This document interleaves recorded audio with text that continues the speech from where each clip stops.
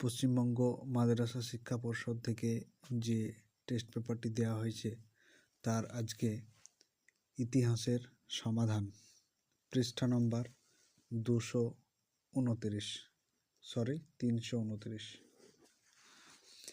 প্রথম প্রশ্ন, জীবনের ঝরাপাতা আত্মজীবনীটি কে রচনা করেন? সেটা হচ্ছে সরলা দেবী চৌধুরী রানী। পরের প্রশ্ন, কোল বিদ্রোহের নেতা কে ছিলেন? সুই মুন্ডা।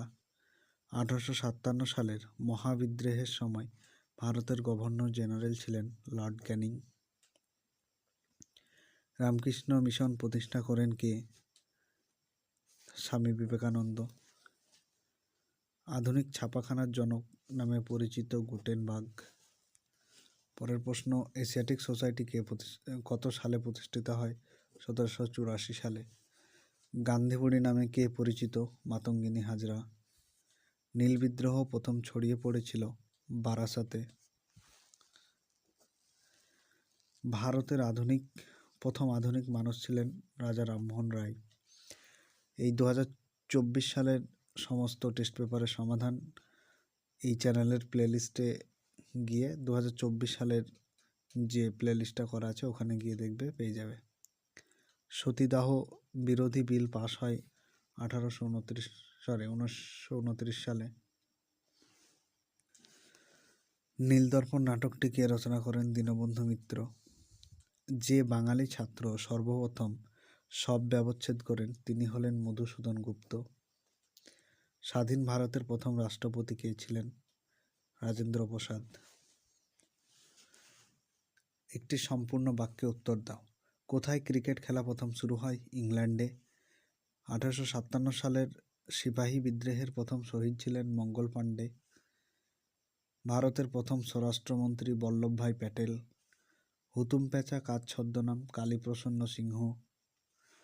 সত্য বা মিথ্যা নির্ণয় করতে হবে। ভারত শাসন আইন চালু হয়েছিল 1935 সালে। সত্য। ওয়াহাবি শব্দের অর্থ নবজাগরণ। সত্য। ইন্ডিয়া গেজেট প্রকাশিত হয় 1780 সালে। এটাও সত্য। কয় স্তম্ভের সঙ্গে ক্ষয় স্তম্ভ মেলাও? বেঙ্গল গেজেট। অগাস্টা সিকি। একা আন্দোলনের নেতা হচ্ছে মাদারি পাশি। হিন্দু মেলা নবগোপাল মিত্র। এরপর বিবৃতি। প্রথম বিবৃতি হলো 1855 সালের সাঁওতাল বিদ্রোহ হয়েছিল কিসের জন্য? কারণ এখানে জমিদার মহাজনরা সাঁওতালদের উপর ব্যাপক শোষণ নিপীড়ন চালাতো। এটা উত্তর। জওহরলাল নেহেরু তার কন্যা ইন্দিরাকে চিঠি লিখতেন। কেন লিখতেন? কারণ চিঠির মাধ্যমে পিতা তার কন্যাকে বিশ্ব প্রকৃতি ও বিশ্ব ইতিহাস সম্পর্কে সচেতন করতেন। 3 নম্বর বিবৃতি। 19 শতকের শেষে ভারতের নীল চাষ প্রায় বন্ধ হয়ে যায়। কেন?